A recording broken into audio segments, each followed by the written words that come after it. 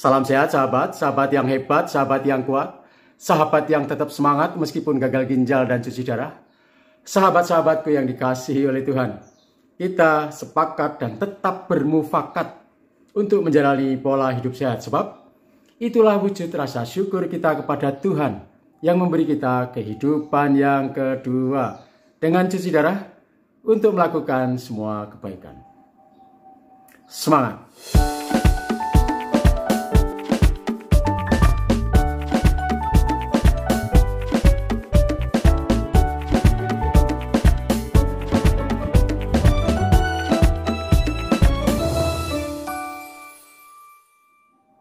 Kita sering mendengar atau bahkan juga melakukan usaha untuk mencapainya, yaitu berat kering. Berat kering itu sesungguhnya di kalangan para pejuang HD, pejuang cuci darah itu masih belum begitu clear. Banyak kawan-kawan yang bahkan belum memahami dengan sungguh-sungguh apa itu berat kering. Sebab memang berat kering ini tidak ada parameternya, ya sahabat. Tidak ada tolak ukurnya. Berat kering ini seringkali diserahkan kepada pasien sendiri untuk menentukan apakah beratnya sudah termasuk kering atau belum. Jadi banyak sekali pasien HD yang merasa sudah mencapai berat kering, tetapi sesungguhnya berat keringnya belum tercapai. Masih banyak juga pasien yang menganggap berat kering itu sama dengan berat pulang. Jadi yang diingat-ingat kemarin pulangnya berapa, lalu waktu datang naiknya berapa. Nah, kenaikannya selalu yang dihitung adalah kenaikan dari berat pulang ke berat datang. Ya, itu tidak terlalu salah, tetapi kurang tepat. Sebab berat kering bukan berat pulang HD. Berat kering adalah berat di mana tubuh kita tidak lagi menyimpan kelebihan-kelebihan cairan. Baik itu di aliran pembuluh darah maupun di jaringan-jaringan atau rongga tubuh kita. Dan ini tidak bisa dideteksi, ya, tidak bisa dilihat, tidak bisa diraba, ya. Beberapa dokter menggunakan stetoskop, ya, untuk melihat paru-paru atau perutnya. Oh, perutnya nggak ada airnya, padahal perutnya buncit, ya. Atau oh, paru-parunya kering.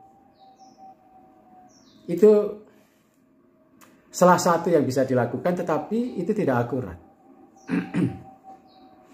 Jadi berat kering seringkali diserahkan kepada para pasien.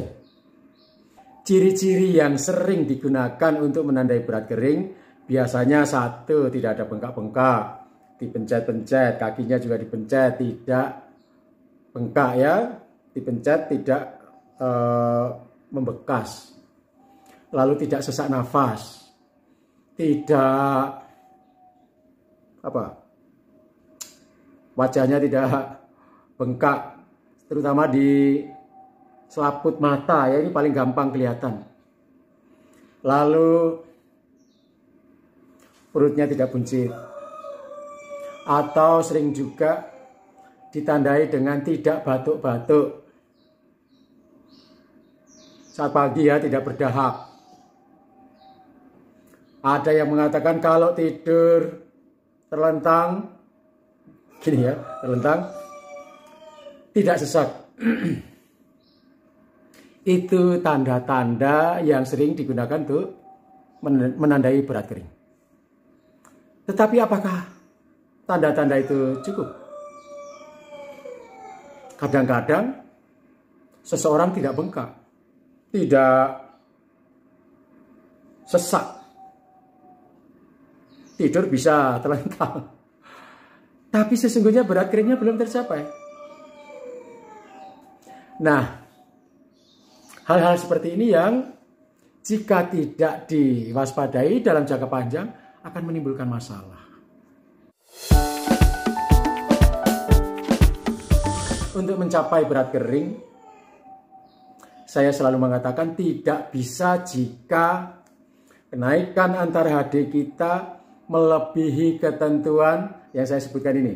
10 kali berat badan, ya, kali durasi HD.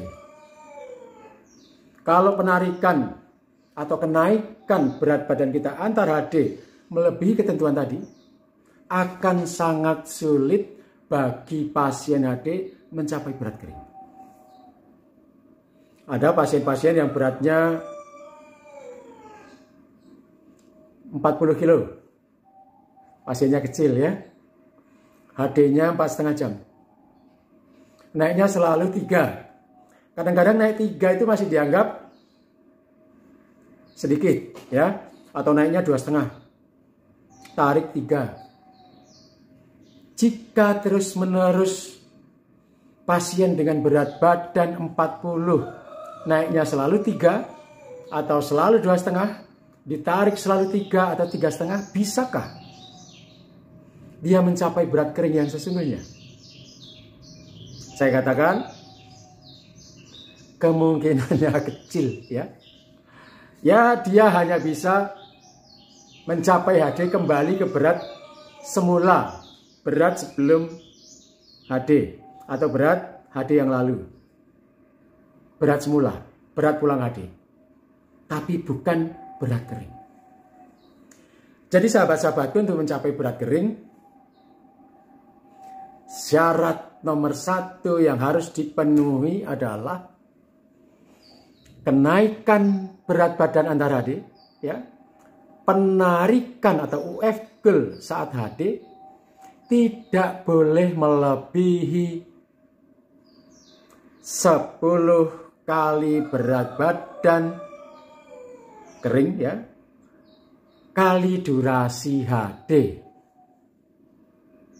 Untuk mencapai berat kering harus kita pasien UF rate-nya, ultrafiltrasi rate-nya, atau pembuangan cairan setiap jam dari tubuh kita rata-rata tidak boleh melebihi 10 kali berat badan kering per jam.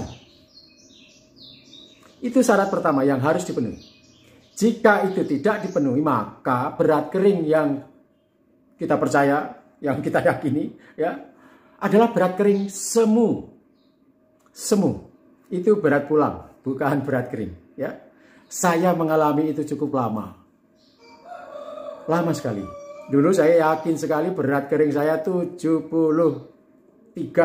atau 71,5 bertahun-tahun. Saya selalu tarik 3,5, tarik 4, tarik 4,5. Selalu pulang dengan 71, tetapi ternyata itu belum berat kering. Setelah kenaikan saya terjaga, minimalis, UF rate-nya memenuhi syarat, berat kering saya sekarang tercapai, yaitu 65. Ya, 65. Wah, turunnya jauh sekali, 7 kilo. Dan itu terasa nyaman. Ingat, ini kesalahan terbesar pasien cuci darah di seluruh Indonesia. Kadang-kadang juga tidak dipahami oleh para suster. Kram drop bukan berarti beratnya sudah tercapai berat kering. Kram atau drop bukan berarti sudah tercapai berat kering. Ketika Kopdar di Jogja, tanggal 11 Desember, beberapa kawan mengatakan kepada saya setelah mengikuti cara mencari berat kering yang saya anjurkan, mereka merasakan perbedaan yang signifikan. Perbedaan yang sangat terasa dengan menemukan berat kering yang baru. Selama bertahun-tahun mereka menjalani HD dengan berat kering semu. Setelah mengikuti program saya ini, berat keringnya turun. sampai 5 kilo. Dan itu membuat tubuhnya betul-betul nyaman. Nah, setelah tercapai berat kering yang asli, berat kering yang sesungguhnya, apakah itu sudah bisa dijadikan patokan selamanya? Patokan bahwa itulah berat kering saya seterusnya. Tidak, sahabat-sahabatku ya. Berat tubuh kita itu fluktuatif, naik turun. Kadang meningkat, kadang turun. Tetapi pasien cuci darah, ingat, agak sulit jika berat badannya meningkat. Peluangnya lebih besar berat badannya menurun. Kenapa? Karena proses HD itu bukan seperti ginjal yang normal ya. Ginjal normal hanya membuang racun, membuang cairan, tetapi dialiser membuang racun sekaligus nutrisi, protein, vitamin yang berguna bagi tubuh. Itu sebabnya seringkali justru kita kekurangan zat-zat berguna. Salah satu tandanya ya, yang paling mudah HB-nya sering rendah karena kekurangan zat-zat berguna. Dan tubuh kita sulit untuk naik. Jadi teman-teman yang merasa berat keringnya naik terus, saya ingat, hati-hati ya. Jangan-jangan perutnya juga ikut membesar ya. Lalu dibilang lemak, bukan ya. Lalu biasanya kalau makan sedikit mudah begah, minum mudah begah. Tapi masih merasa berat keringnya naik, itu kekeliruan. Berat kering kita harus secara berkala dikalibrasi, dikoreksi, ya, dibenerin lagi. Saya minggu-minggu ini sedang membuat perencanaan untuk mengkalibrasi berat kering.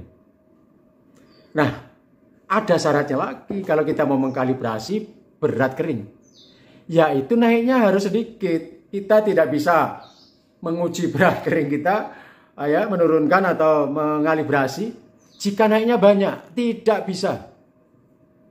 Harus naiknya sedikit sehingga penarikannya bisa lebih banyak dan kita tidak drop.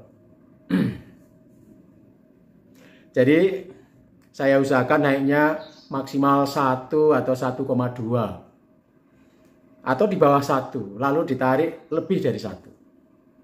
Dengan cara itu UF rate-nya tetap rendah, tetapi penarikan cairan lebih banyak dari kenaikan berat badan.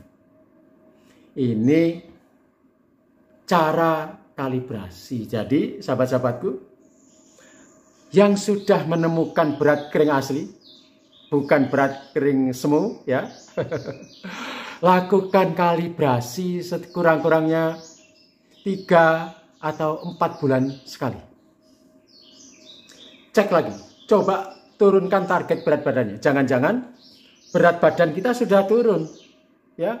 Jadi cairannya yang tersimpan.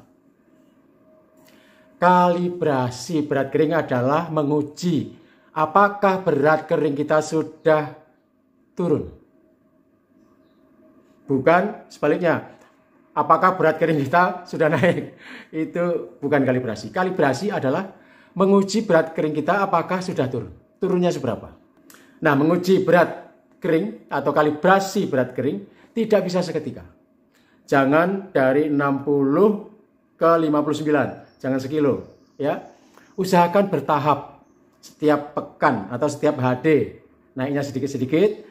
Target pulangnya dikurangi sedikit-sedikit. Misal kayak saya. Target berat kering saya 65. Ya, sudah 65. Saya melakukan kalibrasi dikurangi 200 atau 300. Minggu depan lagi dikurangi 200 atau 300 lagi. Sampai berat yang kita inginkan, misal 64,5. Sahabatku, pesan saya, capai berat kering, lakukan kalibrasi 3 atau 4 bulan 1 kali. Ini untuk kesehatan kita jangka panjang.